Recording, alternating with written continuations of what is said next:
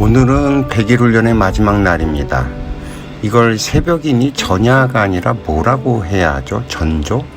전조제라도 해야 하는 거 아닌가요? 아무튼 내일이면 드디어 100일입니다. 감개가 무량합니다. 그렇다고 흐지부지 이야기를 마무리할 생각이 저는 없지 말입니다. 오늘도 여러분들의 생각을 확 뒤흔들어 볼 생각입니다. 이제 50이 넘은 사람들이 참 막막한 요즘입니다. 세상은 점점 발전하고 있고 더 많은 에너지를 소비해야만 이 세상이 만들어 놓은 편리함을 누리며 살 수 있는데 우리들의 수입은 점점 줄어들고 있으니 말입니다. 뭔가 우리들이 인생 설계를 잘못해도 한참을 잘못한 게 아닌가 싶습니다. 그도 그럴 수밖에 없는 것이 우리들이 자랄 땐 100세 시대가 아니었어요. 우리들이 자랄 때 보고 듣고 배워온 모든 것들은 20세기까지의 버전이었죠.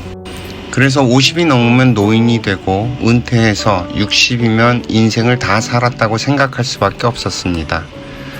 그런데 어느 날 재앙처럼 인간의 수명이 2배나 늘어납니다. 사실 이 이야기가 우리에게 전달돼 들어온 것은 조금 시간이 됐어요. 이미 밀레니엄이 오기 전부터 일본의 고령화나 이태리의 고령화 이야기가 심심치 않게 우리에게 사인을 보내줬죠. 그러나 우리들은 먼 나라 이야기라고 생각하고 그 이야기를 무시한 채 한 30년이나 흘려보낸 것입니다. 30년이면 준비를 해도 충분히 준비를 할 수 있는 시간이었으니 시간이 없었다는 이야기를 하시면 안 됩니다. 이미 2000년대에도 명경만리라는 프로그램을 통해서 전 국민이 알 수 있도록 초고령 사회의 문제를 알려줬습니다. 그러니 제발 그럴 줄 몰랐다느니 기회가 없었다느니 하는 의미 없는 이야기는 하지 맙시다.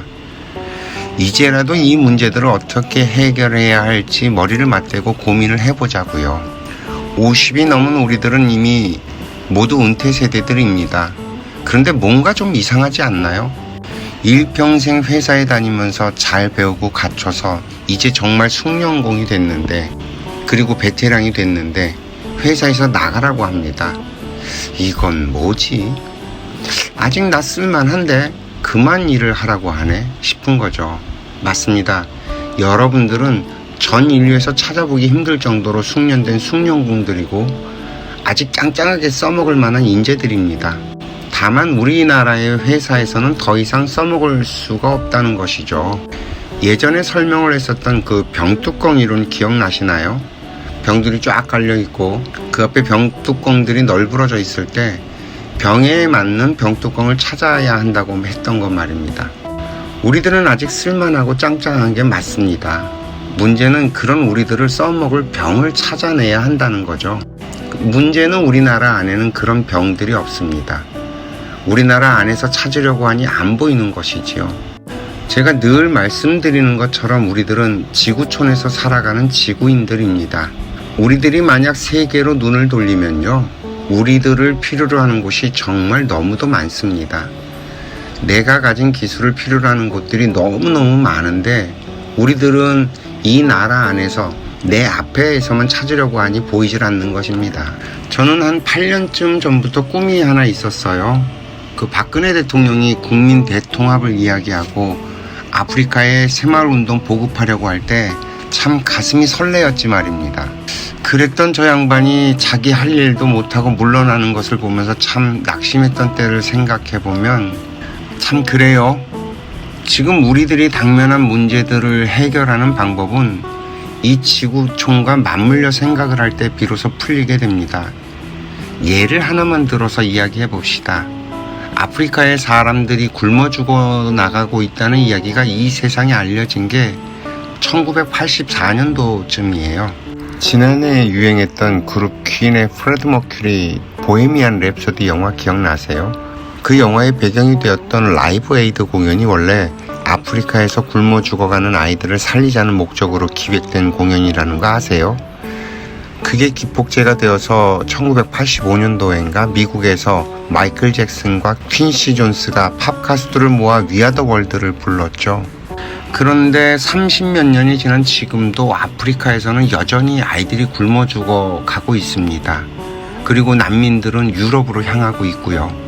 남아프리카 공화국의 만델라 대통령이 죽기 직전에 서방 세계의 원조 때문에 아프리카는 자생력을 잃었다면서 통탄을 했었다는 이야기가 있습니다.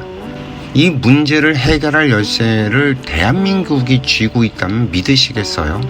이 아프리카를 살려낼 수 있는 방법은 오직 대한민국만이 가지고 있어요. 왜?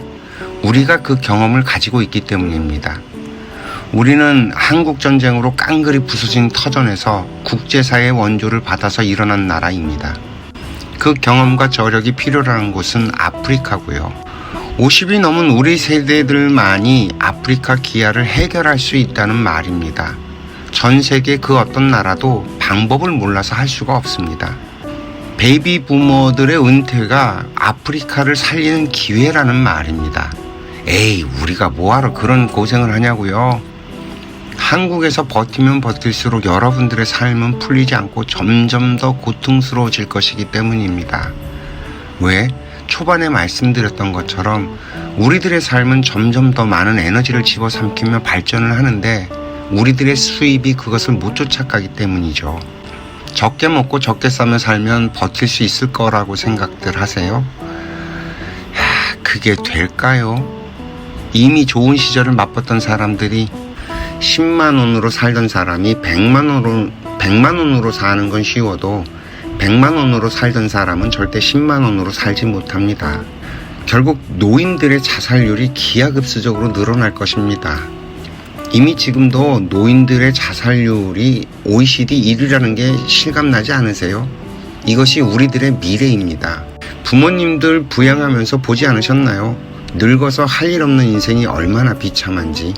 여러분들은 결국 아프리카로 가게 되어 있습니다. 여러분들의 할 일이 거기에 있기 때문입니다. 여러분들을 필요로 하는 곳이 바로 그곳이기 때문입니다. 이 문제를 너무 비참하게 생각할 필요도 없습니다. 아직 여러분들이 그 맛을 못 봐서 그러는데 여러분들이 살아왔던 인생의 보람은 거기에서 얻어집니다. 여러분들이 인생의 보람을 맛보게 되면요, 그동안 내가 뭐하고 살았나 싶어집니다. 그동안 여러분들이 인생을 살아오면서 맛봤던 좋았던 모든 것들을 다 합쳐도요, 앞으로 우리들이 맛볼 인생의 보람이랑은 게임이 안 될 거라는 걸 제가 장담합니다. 전 이 꿈을 반드시 이뤄낼 생각입니다. 이렇게 아름다운 지구별에서 굶어 죽어가는 아이들이 있다뇨. 이게 말이 됩니까? 저 굶어 죽어가는 아이들을 두고 내가 행복하다고요? 아우, 아마 이 사실을 알면 행복하다고 말을 했던 자기 입을 조사버리고 싶어질 겁니다. 나 혼자 행복해지는 법은 이 세상에 없습니다. 그런 행복은 새빨간 거짓말이고요. 뭐 유명한 고승임네, 유명한 수련센터, 명상센터 하면서 자기는 마음을 가라앉혀서 그거 데리고 오세요. 얼마나 그게 구라인지 제가. 아이고, 말을 말아야지 참 내가. 그런 행복은 새빨간 거짓말이고요. 우리들의 아이들이 자살을 하고 있는데 내 새끼가 대학에 합격했다고 기쁘다는 게 말이 됩니까? 대학에 들어간 아이들이 살아갈 미래가 점점 망가지고 있어서 미래가 불투명한데 어찌 대학 들어간 일이 기뻐요. 요즘에 계속 묻지마 살인, 묻지마 폭행 계속 올라오죠. 이 사회를 우리가 방치한 그 결과가 고스란히 우리 아이들에게 돌아가고 있다는 얘기예요. 아이고야, 참말로 정말 한 치 앞도 보이지 않는 중생들이라고 하지만 이런 게 안 보이나요? 자, 이렇게 해서 우리들의 긴 이야기도 드디어 마무리가 되었습니다. 비록 말투가 거칠었지만 제가 하고 싶은 말의 의미는 충분히 전달되었을 거라고 생각합니다.